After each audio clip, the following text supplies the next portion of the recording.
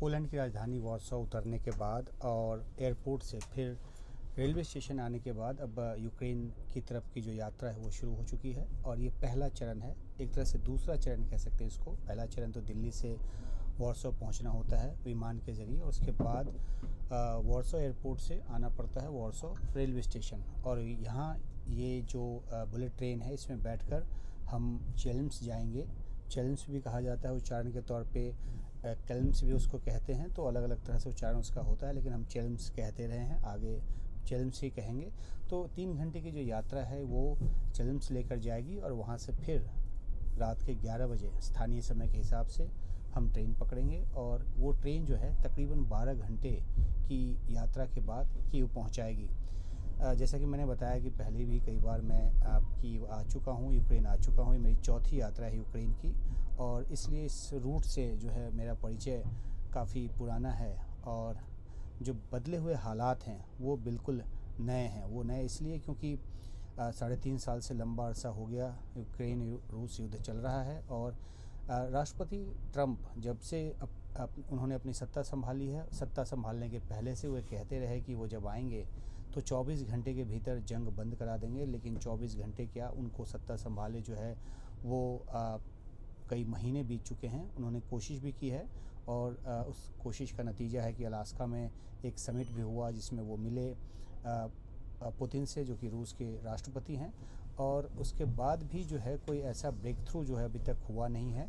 रूस अपनी शर्तों पे अड़ा हुआ है और यूक्रेन जो है वो अपनी ज़मीन खोने को तैयार नहीं है, उसकी अपनी शर्त है। और जो यूक्रेन है उसके साथ पश्चिमी देश जो हैं वो लगातार बने हुए हैं और उसका दबाव भी अमेरिका पर है, क्योंकि शुरुआत में जब ट्रंप आए तो ऐसा लग रहा था कि पूरी तरह से वो रूस की तरफ झुके हुए हैं और वो कुछ ऐसा फैसला या समझौता करवा देंगे जिसमें कि यूक्रेन को काफ़ी नुकसान उठाना पड़ेगा, ख़ासतौर पे ज़मीन के तौर पर।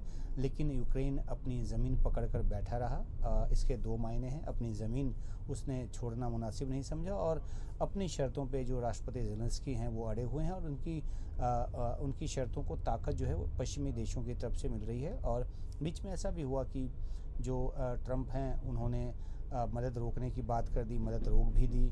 लगा कि अब यूक्रेन कैसे टिकेगा रूस के सामने, लेकिन उन सब झंझावातों से निकलते हुए अब जो आगे का रास्ता है वो ये है कि किस तरीके से दोनों देशों के बीच एक युद्ध विराम होता है। यूक्रेन की तरफ से लगातार बार बार ये कहा गया है कि 30 दिनों का बिना शर्त युद्ध विराम हो और उसके बाद जो है युद्ध समाप्ति की ओर बात आगे बढ़े। लेकिन ट्रंप जो है कहते हैं कि वो युद्ध विराम में भरोसा नहीं करते, वो सीधा का सीधा युद्ध रोकना चाहते हैं और वो भी अपने तरीके से इस बातचीत को आगे ले जाने की कोशिश में है। और ये भी एक बड़ी वजह है कि समझौता जो है वो हो नहीं पा रहा। हालांकि अब सख्त हुए हैं ट्रंप रूस के प्रति और उन्होंने रूस पर सख्ती दिखाने के चक्कर में भारत जैसे देश पर भी 25% एक्स्ट्रा टैरिफ जो है वो लगा दिया, सेकेंडरी टैरिफ लगा दिया, जो कि रूस से तेल खरीदता है। इससे सिचुएशन और ज़्यादा कॉम्प्लिकेट हुआ है क्योंकि रूस से तेल खरीदने वाले देशों में चीन भी है और भारत भी है, जो कि बड़ी तादाद में, बड़ी मात्रा में तेल खरीदता है। तो भारत को उन्होंने सिंगल आउट किया और 25% टैरिफ जो है एक्स्ट्रा लगा दिया। कुल 50% टैरिफ भारत पर है। तो अब जो है उनकी सख्ती इस बात को लेकर है कि रूस पे प्रतिबंधों को और कड़ा किया जाए। और जिस तरीके से कीव पर लगातार बार बार हमले हुए हैं तो यूक्रेन के राष्ट्रपति ज़ेलेंस्की भी बार बार ये मांग कर रहे हैं कि रूस को बिना अग्रेसिव हुए हराया नहीं जा सकता।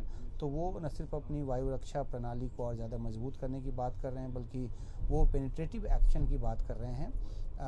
तो अब इन सब हालातों के बीच हम आपको यूक्रेन में दिखाएंगे कि क्या वहाँ पर लोग किस तरह से इतने लंबे समय के बाद ज़िंदगी जी रहे हैं और किस तरीके से उनके ऊपर असर पड़ा है और क्या मनोविज्ञान है अभी वहाँ का, ख़ासतौर पे तब जब उम्मीद हमेशा इस बात की है कि अब युद्ध रुकेगा, तब युद्ध रुकेगा और इस बीच कीव पे जितने बड़े हमले हो रहे हैं। तो इन सब बातों की ग्राउंड रिपोर्ट लेकर आपके सामने आएंगे। तो ये तो अभी यात्रा की शुरुआत है यूक्रेन की तरफ जाने की।